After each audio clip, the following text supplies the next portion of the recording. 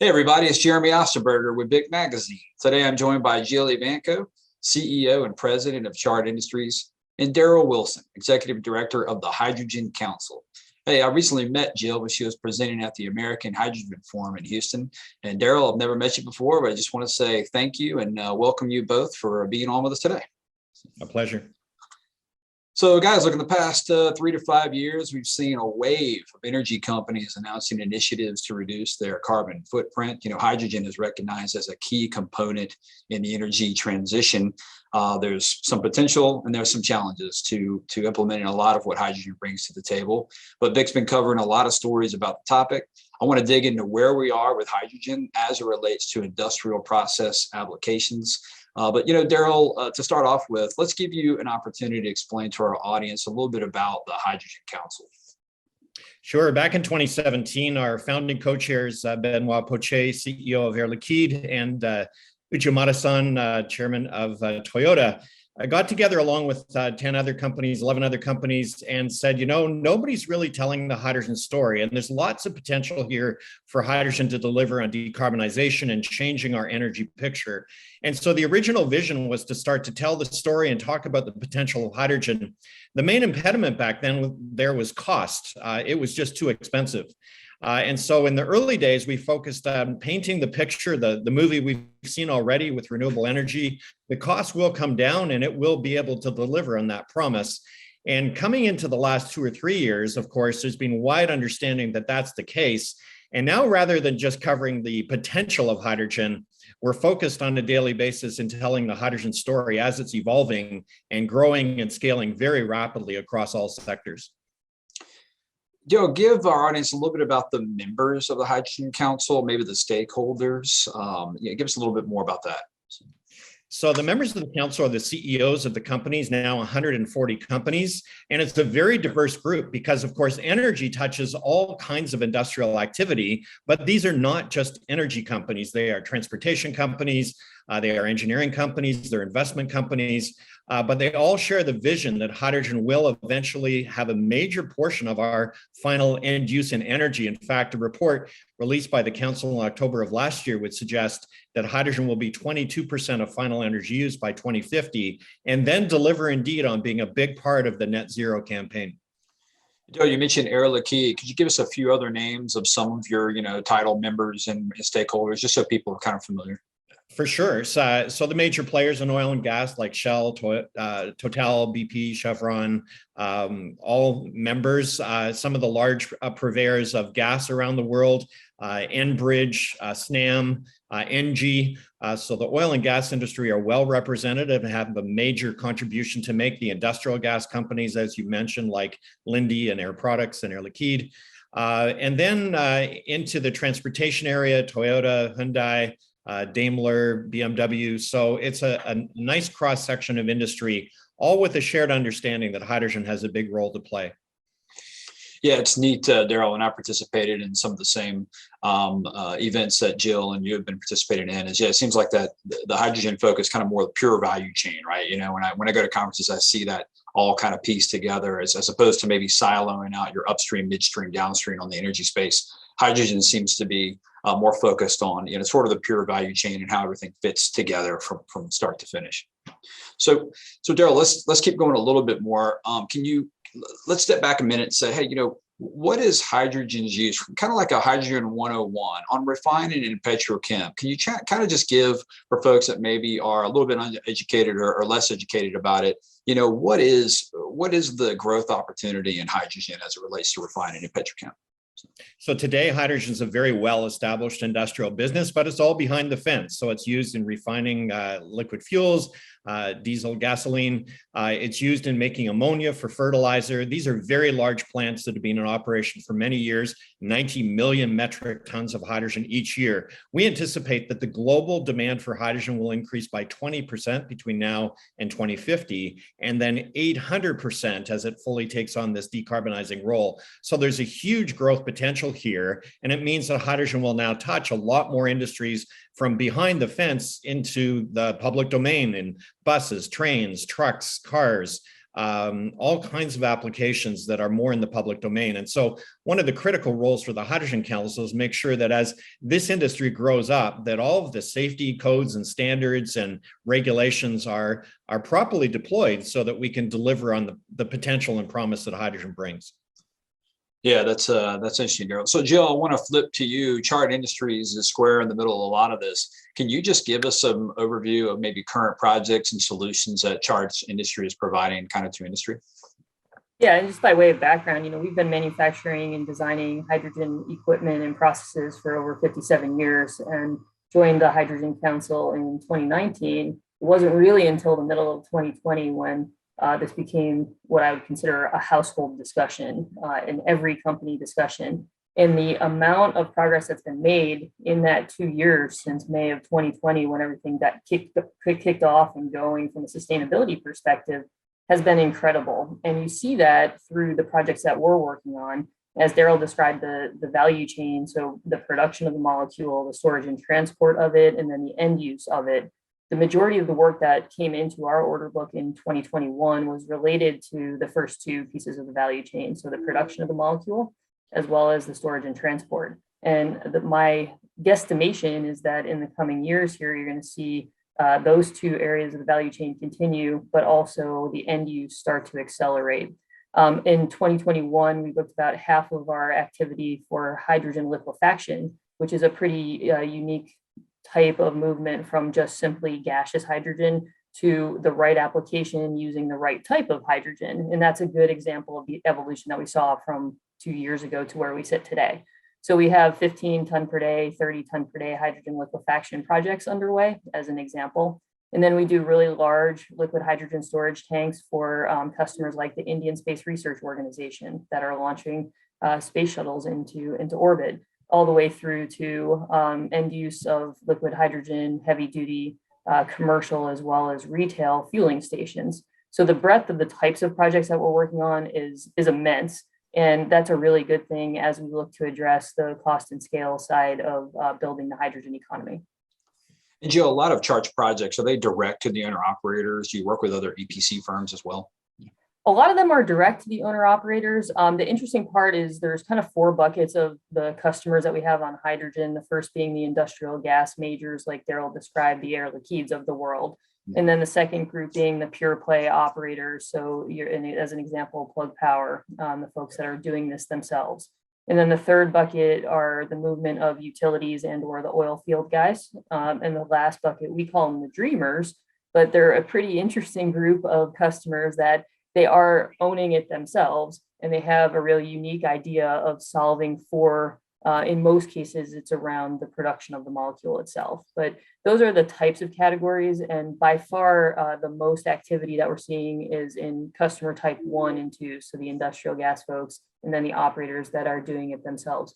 Very little EPC work right now that we're doing on hydrogen. Most of our EPC work actually goes to LNG, which is an interesting, probably a really long conversation about how the industry is evolving differently than some of these other energy power molecules have been.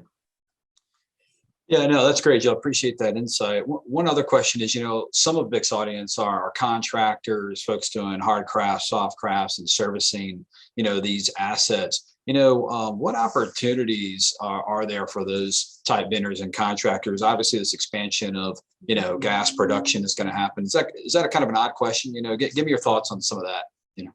Yeah, I'll jump in, and then Daryl might have a different perspective on that same question. From the Chart perspective, we work with those types of companies and individuals on a daily basis for these projects. So our sweet spot is the design, the process technology, and then the equipment that goes into these projects. But there's a lot of work that happens on site from an installation perspective. There's balance of plant activities. What I mean by that is, if you're going to do a hydrogen hub somewhere, the balance of plant are the interconnection points, or if you need rotating equipment, a compressor as an example, all the way through to the locations and getting the site construction ready. So there are an enormous amount of opportunities for independent as well as other companies to get involved. We'd welcome those folks to reach out to Chart because we're always looking for sub-suppliers to the projects that we're working on areas that are outside of our sweet spot. Awesome. And Daryl, anything to add to that? The opportunity for, kind of like the traditional industrial contractors working inside these sites. For sure. This is a massive change that we're talking about. And I find that as it's deployed locally, it's going to take up all of the normal trades, electrical, mechanical. And on the Hydrogen Council, we have a large number of smaller companies that are the innovators in the field. And local innovation is going to be a part of making this thing happen. So there's lots of room for everybody here and lots of work to do. It's awesome. Daryl, it's my understanding that the bulk of the asset investment will be with, the industrial gas manufacturers, and we talked a little bit about that. Where else is there opportunity that we kind of haven't covered here in the last, 3 to 5 minutes? Yeah, actually, I might want to just correct the premise in your question. So we're tracking 520 projects around the world, currently worth 160 billion.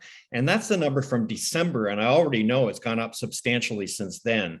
So this is way bigger than, a handful of industrial gas companies can handle alone. This is going to involve all the major players in industry. And importantly, it's going to involve the major players in oil and gas. This is where the competence and skill to deploy very large energy projects has always resided. If we look at the expected expenditure on hydrogen between now and 2030, it's only 13% of what's currently spent in the oil and gas industry, so comparatively small. But we need the skills of major project management and the involvement of EPCs and companies like Jill's, all to be deployed to make this change happen at the scale we're talking. We're talking about a wholesale change of the world energy system, and critically a link between renewables and hydrogen. So the renewable energy industry, wind, solar, and batteries and hydrogen all work together to form an entire system to deliver green electrons and green molecules and decarbonize our energy systems. It's a big job, and it's going to take a lot of hands to make it happen. Yeah, wow. Jill, anything to add to that comment from Daryl? I think Daryl's comment was spot on. There's so many things happening right now and so many projects going that collaboration is key. And I think speed is really important. So you hear a lot about cost and scale, yet in order to achieve the 2030 and 2050 and 2060 carbon emission reduction targets that are out there in the public and private sector, you had to have started this way before we have. So it's you can't play catch up, right? You can't say in 2025 I'll get started and I'll do it really fast. The math doesn't work. So it's now, it's here, and acceleration is critical. And Jill, do you find at Chart is a lot of that your job, kind of education and walking through that plan? Obviously, you're building relationships that are, several years, in development. So. Yeah, and at Chart, we sit in an interesting spot in this value chain and in the types of customers that I described, because we're molecule agnostic. We handle CO2, we handle oxygen, we handle LNG, we handle biogas, we handle hydrogen, helium. So we don't subscribe to kind of try to take a view to influence the customer to what the right answer is. We try to inform them of the considerations, whether does it make sense? For example, I don't think it makes sense to do liquid hydrogen for passenger vehicles. I think it makes sense if you're going to do gaseous, or you can do electric. And so having that objectivity is a key part of our role in making good decisions, because I think that's really important to the industry becoming self-sustaining, is that we don't try to be everything to all people in all applications, but we go about this smartly. And as Daryl said in his opening comments, I think it's really important that we think of the transition and the energy endgame as it's a hybrid. It's just what percent of that hybrid does hydrogen play, and we all believe that it's going to be a very meaningful percent of that total pie. So let's get into some challenges, guys. We've talked about the impact, and so much is going on in the face of the solutions that are provided. What are some of the major challenges and obstacles, Daryl, that you foresee in the the development of more hydrogen? Right now, it's just a practical implementation challenge. So there's been a lot of planning and visioning. There's not a technology problem. There's not a willingness problem.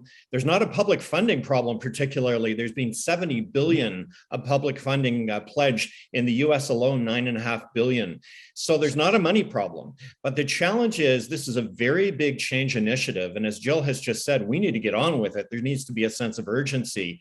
But bringing the public money together with the private money, setting up the project and financing it, going into procurement and building it, those are stages on these kind of projects that can take actually years, not months. And so we need to hurry up and start. And we've got a lot of practical implementation work to do right now. So on the books, as I said, 520 projects, that's a huge transition toward hydrogen.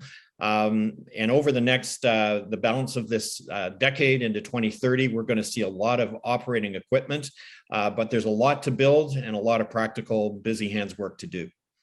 Thank you so much, Daryl. Jill, anything to add as far as challenges and what you see are any obstacles, on the horizon? Yeah, and I'll answer it from a very tactical side of things. Right now, you look at hydrogen economy, and we're an equipment supplier into that, and every region has its own set of certifications, as an example. And so in order to have this evolve into a global marketplace, there's going to have to be some standardizations happening in things like I use equipment certifications, but you could take that thread into a lot of different things. The other thing that I think is really critical to all the parties in this value chain is, at some point, we as an industry have to ensure that the entirety of the industry is self-sustaining. And what I mean by that is there's a lot of discussions around subsidies and carbon tax / credits. And that is a really good thing to kickstart some of this progress that we need. But it always has to be in our thinking that we have to make money by doing this too. And so those are the things that I see. But I also see an enormous amount of momentum. So my challenges, I think, are certainly able to be overcome here. Yeah. Well, Daryl and Jill, we just really appreciate your time. I know we could go on for another 10, 15, 20 minutes, maybe longer, but that's why we will do this again another time, if that's good with the both of you. So. Sure. Thanks, Jeremy. Yeah. Well, thank you so much. There's certainly a lot to be done on the way of transportation and infrastructure in place, and the commercial advantages that are out there. And, so many companies are trying to navigate this and figure out where they fit. So thank you both for joining us today and helping educate our audience a little bit about hydrogen. And as always, guys, we're most grateful for our audience. Please like and share this recording with colleagues. And for more industry news, videos, webinars, and podcasts, visit bicmagazine.com. Hey, remember, guys, it's what we do together that counts.